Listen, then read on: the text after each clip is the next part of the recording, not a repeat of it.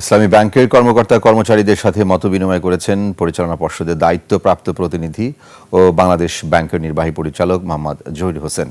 ইসলামী bank টাওয়ারে সভায় ঊর্ধ্বতন নির্বাহী ও সারা দেশের কর্মকর্তা কর্মচারীরা ভার্চুয়াল যুক্ত হন। বক্তব্য দেন additional managing director engineer Mohammad Jamal Uddin Majumdar ও ডক্টর এম কামাল উদ্দিন জসিম। জহির হোসেন বলেন, ইসলামী ব্যাংকের স্থিতিশীলতা শুধু প্রতিষ্ঠানের বিষয় নয়, এটি জাতীয় অর্থনৈতিক স্থিতিশীলতার জন্য গুরুত্বপূর্ণ।